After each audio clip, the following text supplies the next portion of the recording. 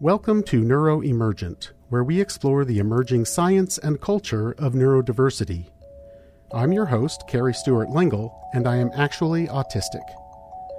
Today, we're going on a field trip to the PHAME Academy in Portland. Spelled P.H.A.M.E., PHAME provides arts training and performance opportunities for adults with intellectual disabilities. Last September, PHAME moved to a new campus in southeast Portland called The Robin, and they also welcomed a new executive director, Carrie Siahpush. She gave me a tour of The Robin earlier this month. We had about 2 weeks to get all of our students and all of our supplies and our classroom spaces from the church that we've been in for almost 20 years over into this space. So we did it all in 2 weeks. I really like PHAME, and it really means a lot to me because it's been my place of arts and performing ever since I graduated from high school. In a few minutes, I'll be talking with Vanguard University professor Ludmilla Praslova about an overlooked aspect of neurodiversity called chronodiversity. That refers to the natural variation in human sleep cycles. People with ADHD are also much more likely to be late sleepers, and autistic people are also much more likely to have irregular sleep cycles. But first, let's look back at the month in neurodiversity news. For decades, boys have been diagnosed with autism at 3 times the rate of girls. But a new population-level study of 2.7 million babies born in Sweden offers the strongest evidence yet that this disparity is the result of underdiagnosis in girls. Published February 4th in BMJ, formerly known as the British Medical Journal, the study analyzed diagnosis rates for Swedish babies born between 1985 and 2020. From birth until age 9, boys accounted for 3/4 of all autism diagnoses. But after that, the girls started catching up, and after age 15, the majority of new cases were female. By adulthood, or age 20, autism rates were roughly equal between the sexes.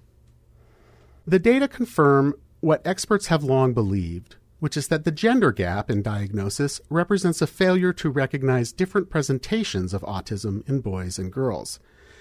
And delayed diagnosis for girls results in missed opportunities for early intervention and also in fewer supports over the course of a lifetime. In a reminder that scientific progress is not only slow and incremental, but also subject to dead ends and detours, the European Journal of Pediatrics has retracted a 2024 study on leucovorin, or folinic acid, as a potential treatment for autism.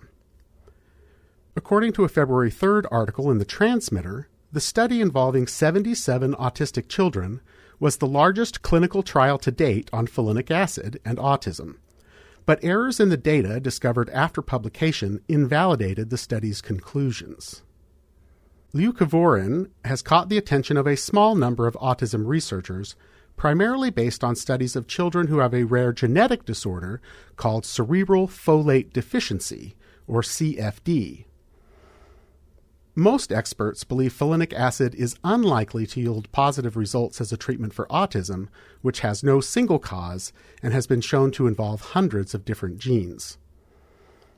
And that's why many researchers were alarmed last year, according to The Intercept, when the U.S. Food and Drug Administration announced that it would approve the use of folinic acid for autism.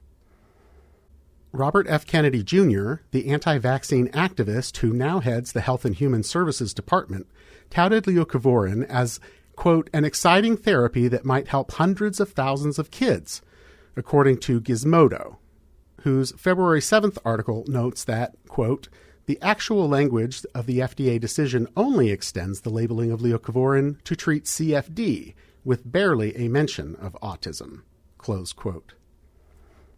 And in yet another case of mixed messaging from the country's top health authorities, National Institutes of Health Director Jay Bhattacharya publicly contradicted his boss, Kennedy, when he said vaccines don't cause autism in a February 3rd hearing of the Senate Committee on Health, Education, Labor, and Pensions.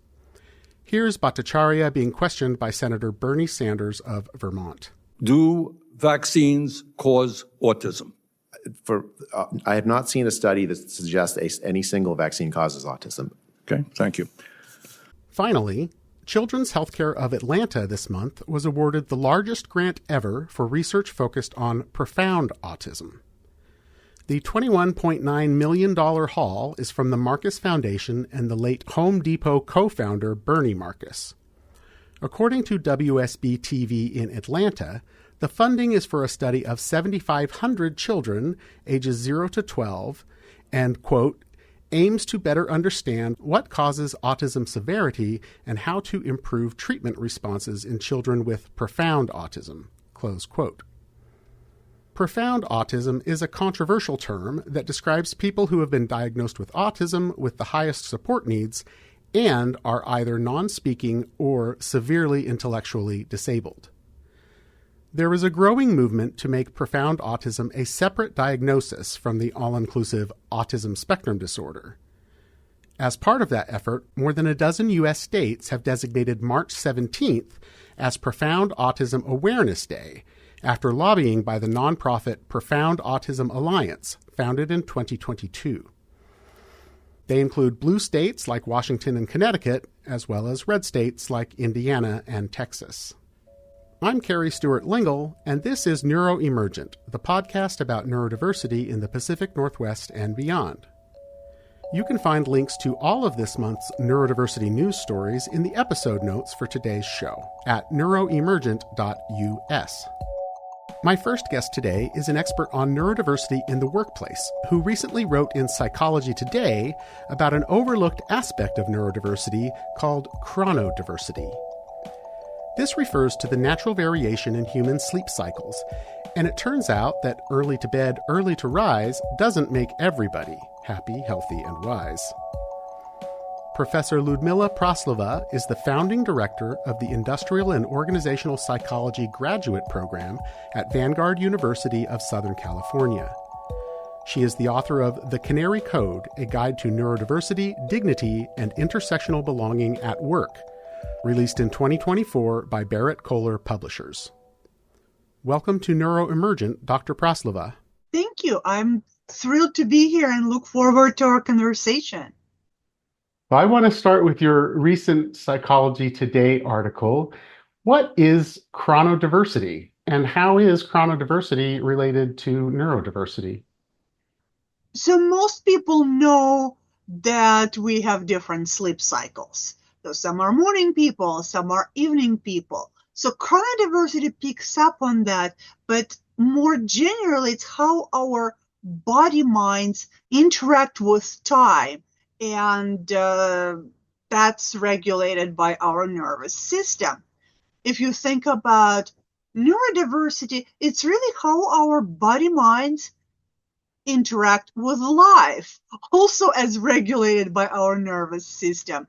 So to me, chronodiversity is one of the manifestations of diversity of our neurological wiring. You're sort of advocating a change in attitude about chronodiversity. So could you talk a little bit more about the different sleep types that you might know about and why that's a problem for people at work or some people at work? About 30% of all people are morning people, and about 30% are intermediate, and about 40% are late sleepers. But when we have workplaces designed mostly for morning cycle, it puts many people into what's called social jet lag, in that they repeatedly have to get up earlier than their body wants to and needs to and is primed to do. And it accumulates during the work week, and it definitely can put a lot of stress on people. And we typically do say that, okay, this society is designed for morning people, and then it's really hard on the evening people. But obviously, it's just one of the forms in which there can be mismatch. There are people who could be forced into night shift without being asked. And they would have been happy to be there in the morning shift, but they're not given an option. Or even morning people can be spending their best deep work time, which for me, for example, is 7 a.m. to 9 a.m. in commute. And so that wastes your best ability to function. So just the way our society designs schedules really doesn't work for many people very well. And it really wastes a lot of energy. And for some people, in extreme cases, it can actually make them sick. Your co-author on the article, Camilla Kring, is an expert on applied chronobiology and work-life balance. Can you tell us just a bit more about her and your collaboration on this topic? I had known about her work, and we knew each other virtually for quite a while. So I'm in California, and she's in Denmark, but we did meet in person in London in November. So then we just ended up writing this article because it makes sense.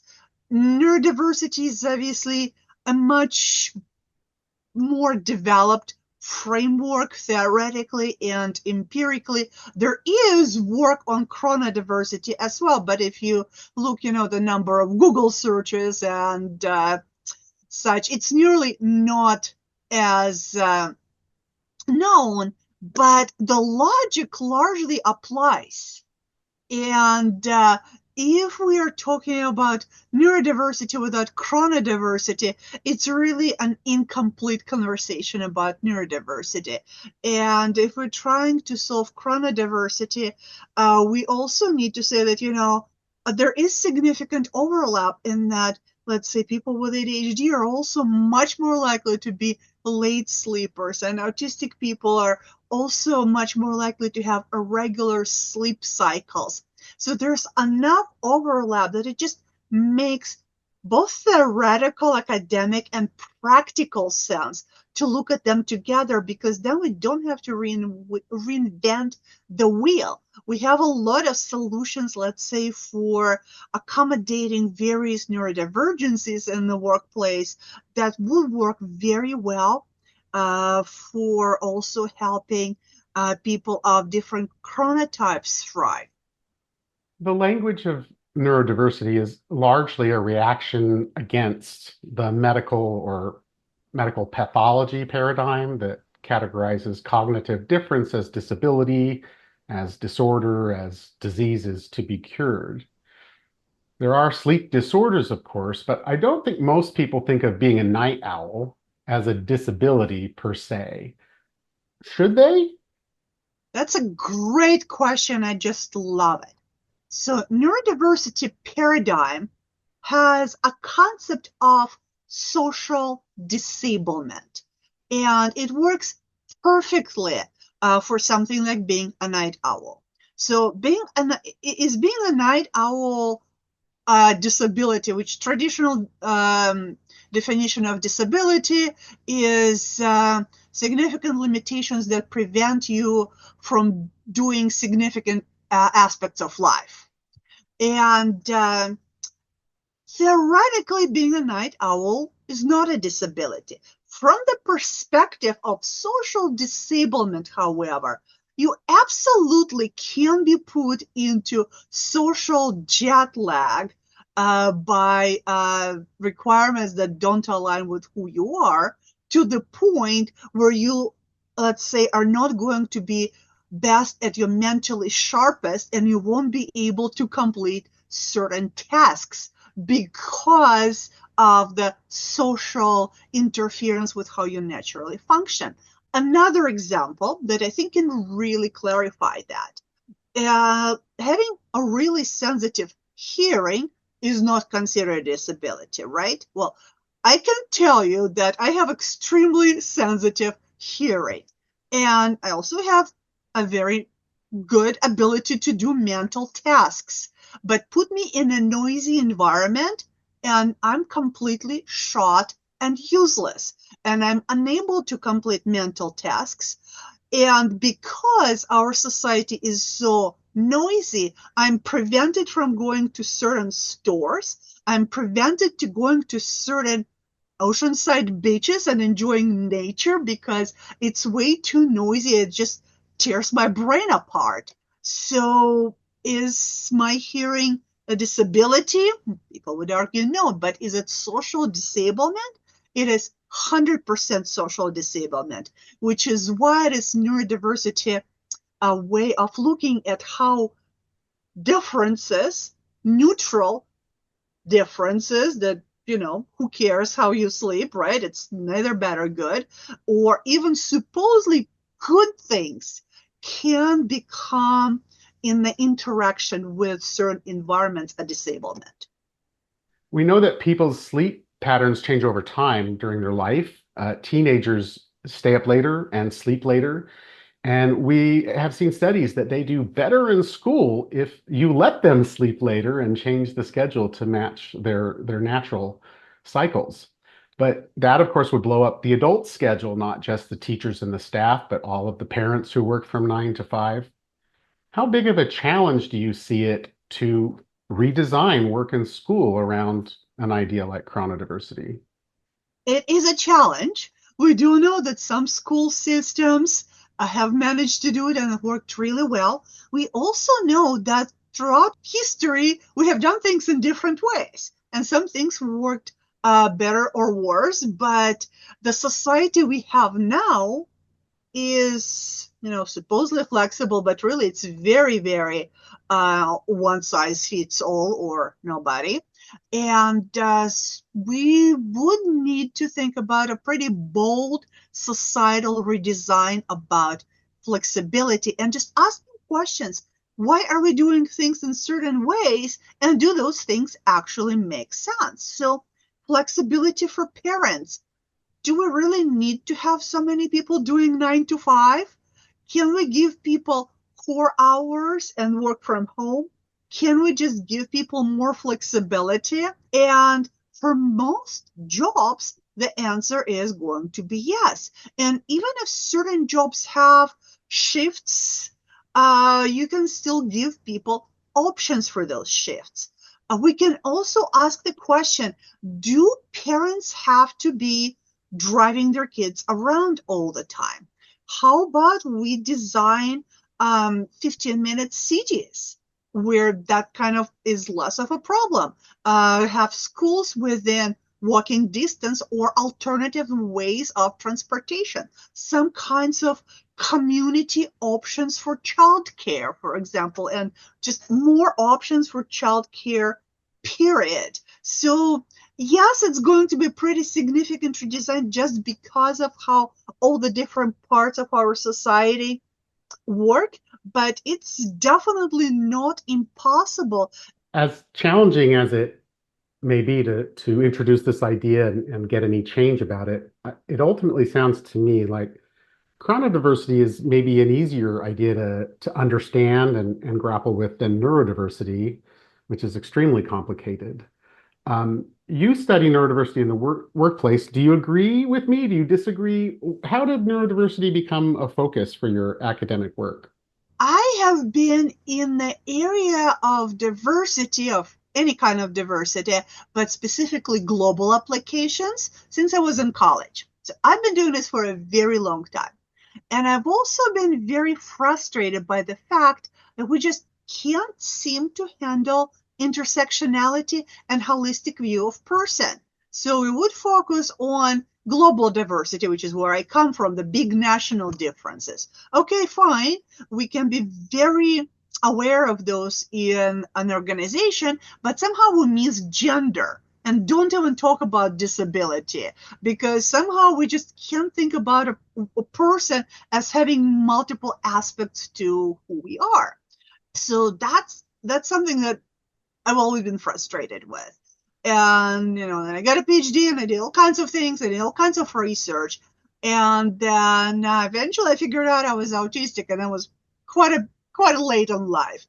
And the more I was thinking about it, the more I thought that understanding neurodiversity might be a key to solving those intersectionalities that our brain just can't process, that people can be 15 different things. Because national culture or regional culture or social economic level influences or gendered learning, all of those things are manifested on the psychological level. So if you look at psychological level diversity, how it interacts with how we socialize, how we think, how we process emotion, how we interact with our immediate physical environments in sensory ways. If we get a handle on this very complex thing of a psychological level diversity and pay attention to it, we're going to solve all kinds of issues, including chronodiversity, because if we just think that, let's say you want people to be on their sharpest mentally, then we start thinking about, okay, so how do we arrange work flexibly enough so that people from different chronotypes are going to be on their sharpest and the most emotionally regulated. And the same thing, how can we get people with different cultures? So you see neurodiversity almost as sort of like the master key for intersectionalism. Yes, and that's really one of the things that I talk about in my book, which is why it's neurodiversity, but also intersectional diversity, because that's how I think about it, and that's how I thought about it even before I knew the word neurodiversity. So your book is titled The Canary Code. Can you tell me just a little bit more about the book? What does that title mean? The term Canary Code comes from canaries in coal mines, and the idea that neurodivergent people are canaries in coal mines. Until 1980s in the UK, actual canaries were taken to the mines because they are more sensitive to toxic gases. Not because they're broken or sick or weak, but because they have more intense oxygen metabolism, and they metabolize both on inhale and exhale, which is efficient and allows them, to fly. But it also means that they're going to be affected by carbon monoxide faster than a human. And it's almost a literal parallel with neurodivergent people. If you talk about specifically autistic brains, we process a lot more information than the typical person. And we also process our environment much more intensely.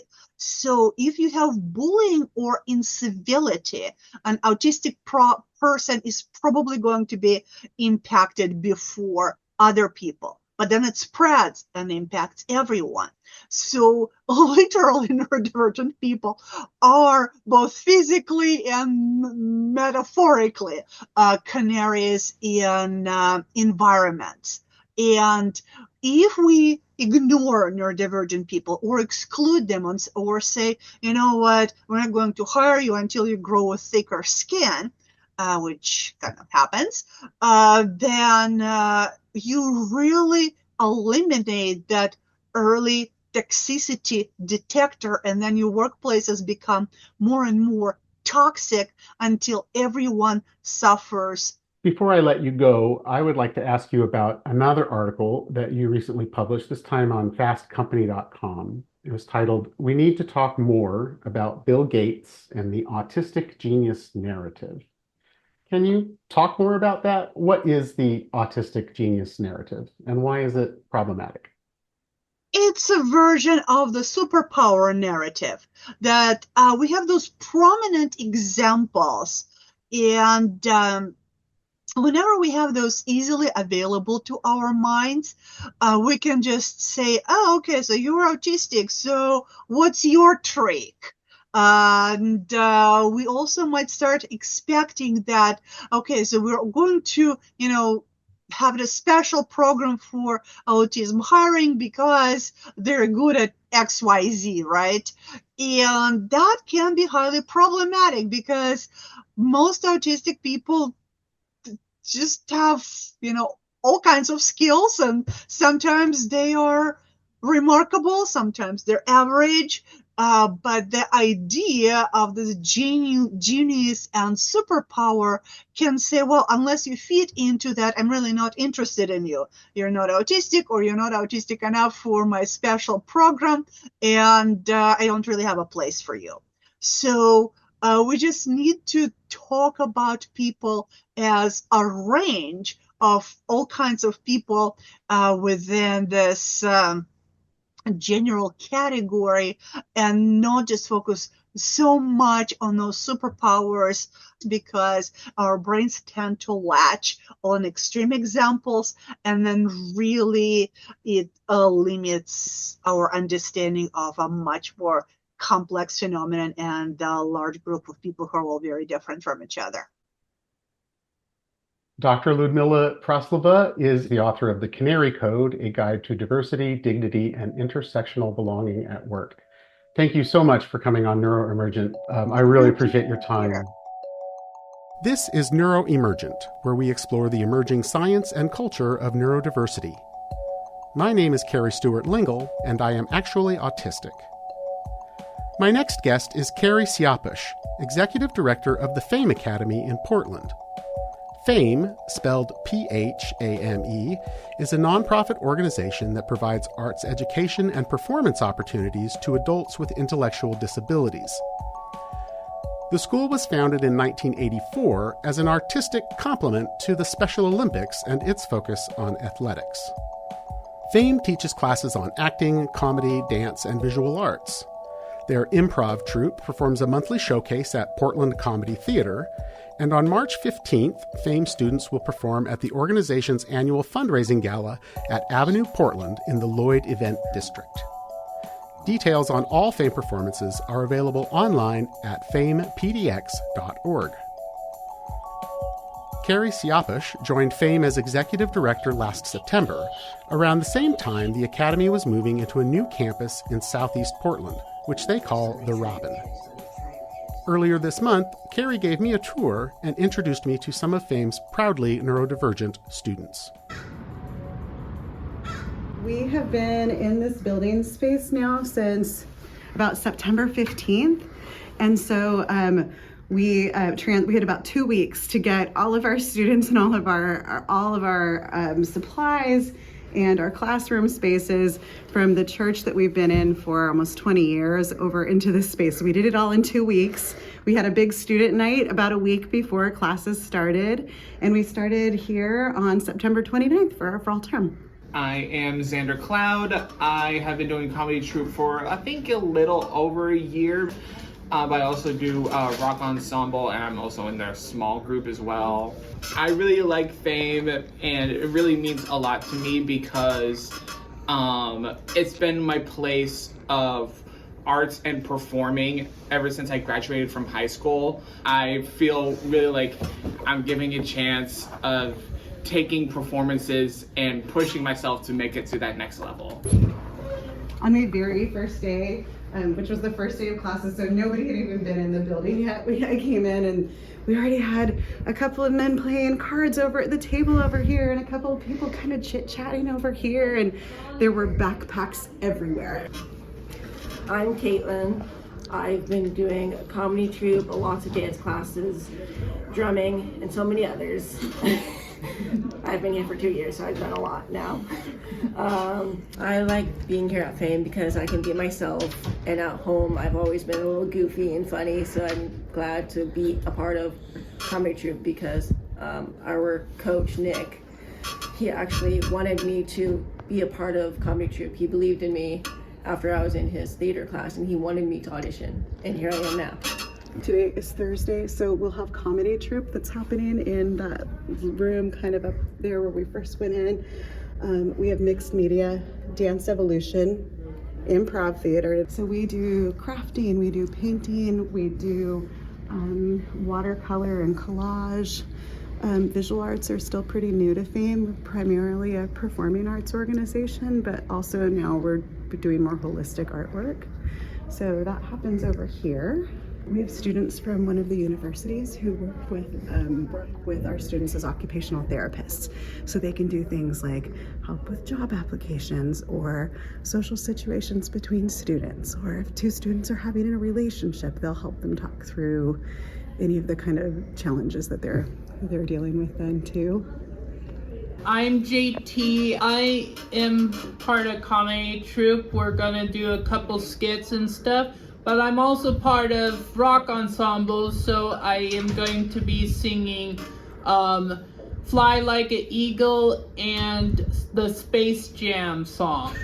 I like PHAME because they're very inclusive and stuff, and since I've been part of it for a while now, for like 9 years or so, it feels like a second family. Actually, this is really not very glamorous, but it's also one of the coolest things is that our Lyft drivers can actually drive right up to the front door right here. So, why is it called the Robin?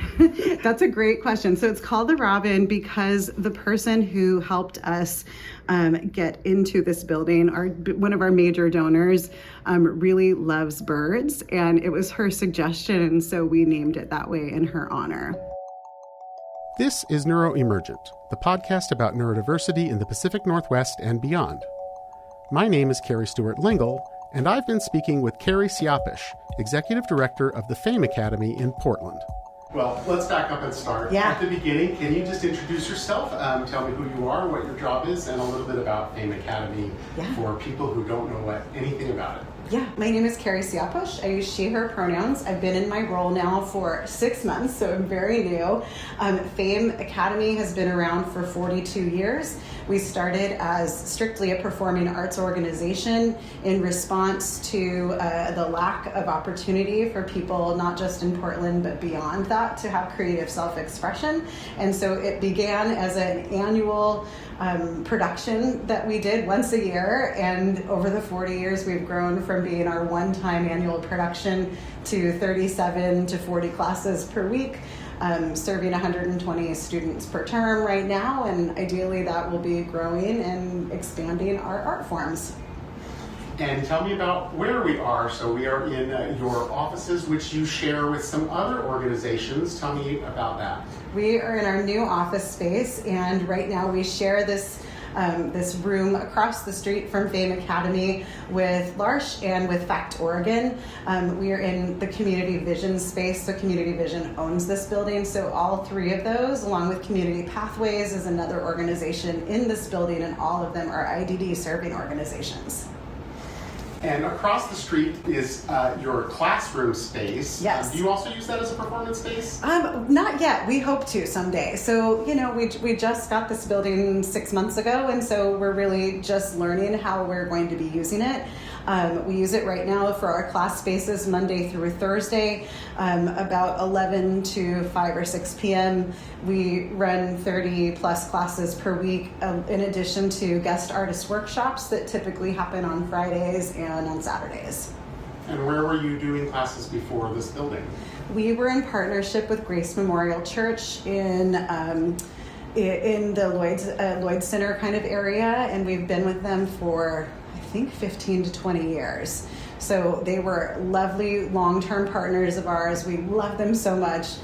And we really outgrew the space and needed a little bit more room, and to have a space that we didn't have to share with folks right away. So that our art teachers were able to not need to pack up supplies every time they'd move from one space to another, and that our students could come in and have a place where they could dump their backpacks off and have lunch and not have to worry so much about taking up space that other people also needed as well. And I believe you told me that they've responded pretty positively to having that space. The students, why is that important? Oh yeah, the students love our space. It's really great. It's funny to me because we are about to do this big project where we add walls and we build new classrooms, And some of them don't even know. They're just so happy with how it is now, and they're happy to, we have this giant space. It's about 7,000 square feet. We have one really contained classroom, and so we have to be very creative in our scheduling. So we can't have drumming, as an example, happening at the same time as choir unless one is in a closed room and the other's not. So we're really working on acoustics and things like that, but for our students, they're just so happy to have a place where they can come and really be comfortable. When I mentioned to one of them the other day that we've got this project coming in, that we're going to have a dance studio with proper floors that are safe for people to dance on, her eyes just lit up and got so excited. So they're really so happy with how it is now, and I don't think that they even know how great it's going to be when we're done. And it's really, honestly, a modest build-out project. It's not going to be a huge multi-million-dollar project. Instead, we really just need it to be able to close the doors so that we can make loud noises and have fun. The comedy troupe is pretty funny, and so that means that there's lots of laughing, and that can be really distracting for people who are also painting in the room next door. So that's what we're really working on next. So how big of a project was that? How long did it take? I'm assuming the planning for that move started before you were hired. Oh, for sure. So tell me how big of a lift that was for the organization. For many years, PHAME has been looking for a new space. In fact, I think it was about 3 years ago, they actually bought a different property. We paid for it, we bought it. We started getting into it, and we realized that construction costs and everything else were just exponentially growing, and this project became big and outsized, bigger than what I think we're really able to do. And so a year ago, we had an interim ED come in, and the ED before me, Jenny Stadler's lovely, wonderful woman with a great big vision, and it was time for her to retire. And so we intentionally had an interim executive director come in for a year to help right-size the organization and really look at our finances and are we able to do. It was a huge construction project that would have taken many years. And what we started to learn is once we got into the plans that architecturally, it was we needed an elevator, and once you put in an elevator, then that means that the floor space is less, and so we would have done all of this work and maybe not ended up with as much space or as much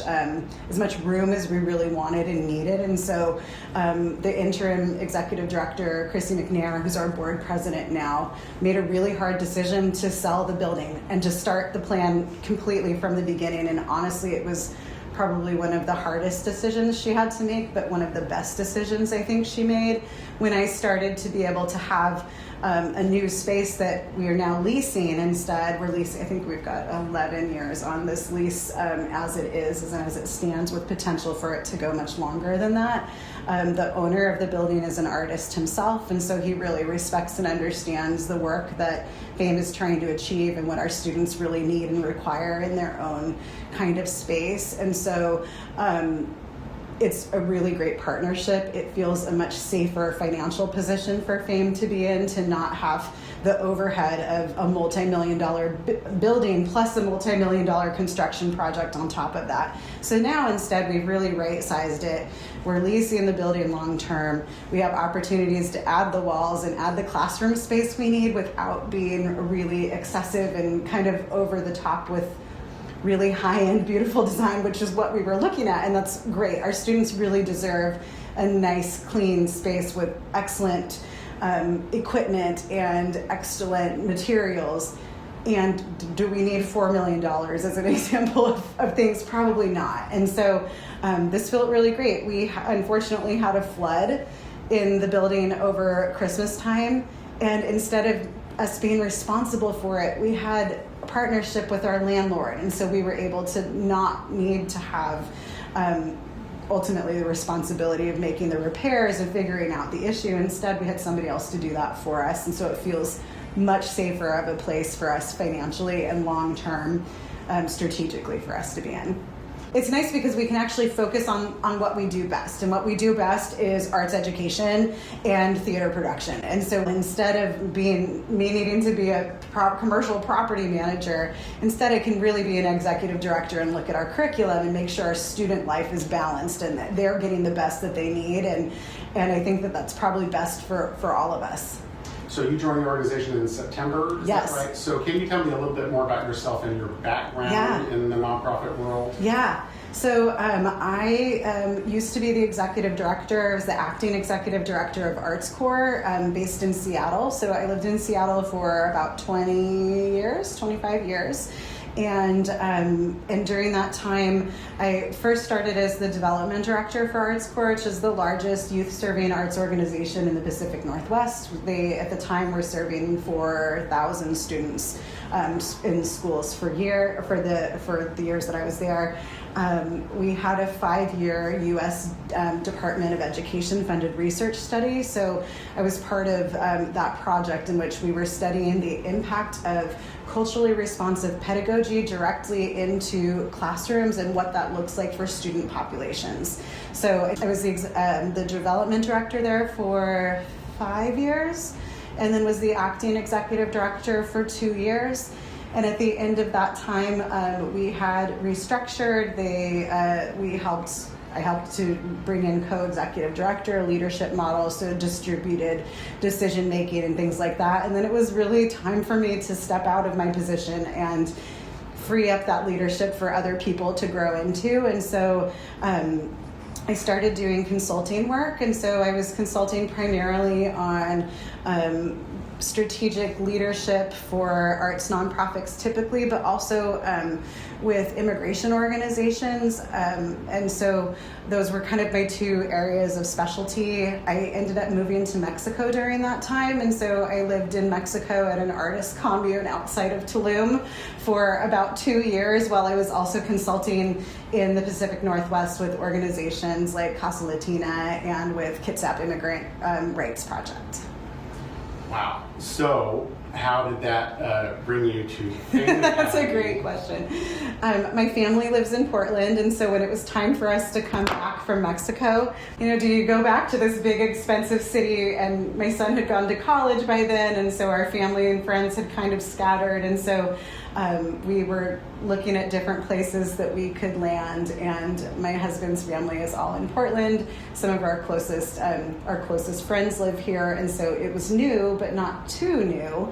And during that time, I was consulting with Oregon Children's Theater and helping them through making decisions about their strategy. And so over the summer, a friend had sent me this listing for PHAME, and I felt like it was the first time that I was like, oh, I think that this could be a long-term position for me.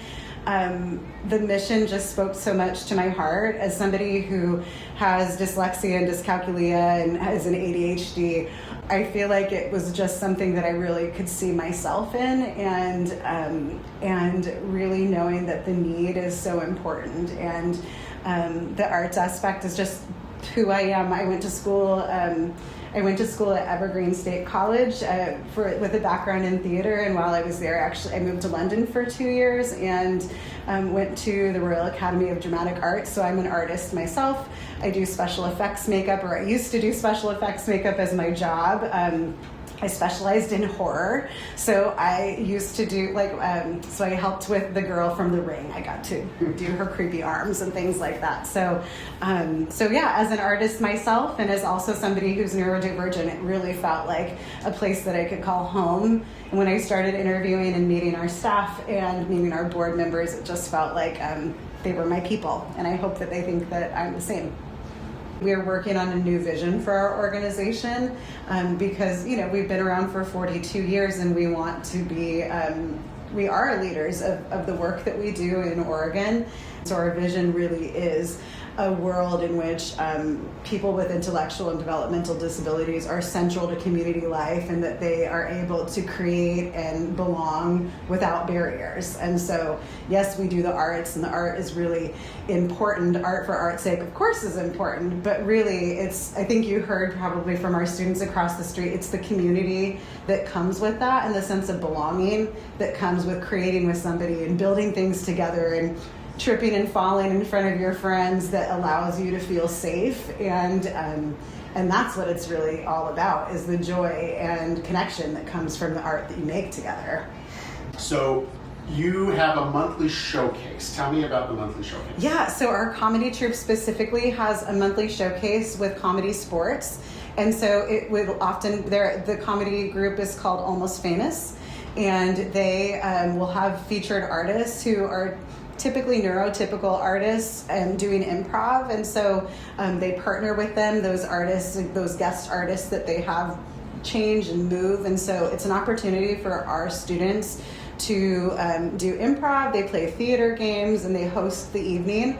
It's the last Sunday of each month at Comedy Sports, and then Comedy Sports has their actors that also are involved in those performances as well. So it's a really great opportunity for our students to get to play and do theater games with neurotypical actors. It's really great for the neurotypical actors, especially in an improv situation, to work with folks who are more neurodivergent than they are. It keeps them on their toes, and it makes it so really all of us learn from each other in a really cool and interesting way. So in addition to the comedy troupe, you mentioned theater. What other performances does PHAME do? What are the performance opportunities that your students have? How often do you do them? And then we'll get to your March event. Yeah, so we have several performance opportunities within PHAME throughout the year. So we do a winter spectacular, which is our winter snow globe spectacular, which is a variety show. And so almost all of our students have an opportunity to perform at that show. And so we have an iPad band that is electronic kind of music that is called Chameleonica. We have rock ensemble that performs more edgier kind of rock songs. We have a really large choir. So those are three kind of singing opportunities that we have. We also, like I said, we do comedy troupe. We have dance now. And so we have several different versions of dance. All of our classes have different levels to them. So there's entry levels into almost all art forms. There's kind of a mid-level class, and then there are lab classes that are more advanced classes. So folks have the opportunity to grow throughout that. Throughout the year, anybody in the public can hire any of our students to come and do work for them. So we have students who go out and do professional development for different businesses that can teach different businesses how to work with people with IDDs and what that could actually look like for them. We've had our students are hired to just perform at people's parties or at other fundraisers. Oftentimes that's something that we do. Some of our partner organizations, as an example, like Harper's Playground, which does accessibility. They make playgrounds accessible to students and to kids who are not able to play on typical playground structures. And so our students would get hired to perform at their gala, as an example. We also do different productions. One of the ones that I think was a recent really cool production is we had our students do a live staging of the Talking Heads Stop Making Sense. And so I think what's really important is that our material is cool. Like, our students are really cool people. They're great actors, they're great performers. And so any opportunity for them to have to perform and for the general public to get to see our performers on stage and realize that they are talented, capable performers just like any other performer they would see. We've done partnerships with Portland Center Stage, with Portland Playhouse, so our actors are able to perform on some of the biggest stages in Portland. And we're really excited for any of the opportunities that we have to do. So usually we do an annual big production, maybe every other year. With our construction project this summer, we're going to do it a little smaller. And what we're really excited about is the potential of doing a Disability Pride block party right here in our neighborhood, where all of these organizations that are disability serving organizations and IDD serving orgs can really come together. Ideally, we'll shut down the street and have a big party and have opportunities for our students and families to perform, but also to connect with other people who might have different types of disabilities, and it might be a really great way for other folks to get to know PHAME and for our students to also get to know other organizations that can support them as well. So your next big event is in March. It's your annual fundraising gala. Yeah. Tell us about that. So on March 15th, we're doing our annual gala called Phametastic. This year, it's Phametastic Space Jam, so it's very space themed. We're blasting off into the universe with our cool performers, and we've got really fun All of our performances are space themed. Our comedy troupe is hosting the event. They're doing kind of a fun Men in Black kind of angle to all of this.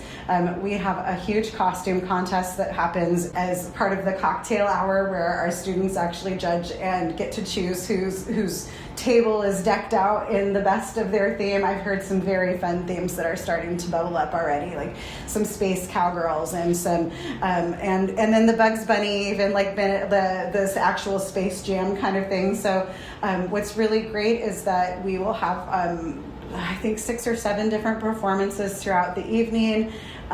We'll have a very small auction, but primarily it's really the goal is to bring everybody together to celebrate our students, and then to really ideally give generously and to help protect this organization for many years to come, with funding, especially in the arts, being threatened at all points and all times. It's really important for us to decide as a community what we care about, and I think that it's going to be the time that we need to come together and do that, and really rise to the occasion and make sure that organizations like PHAME and others like ours are continuing to be able to thrive throughout the future.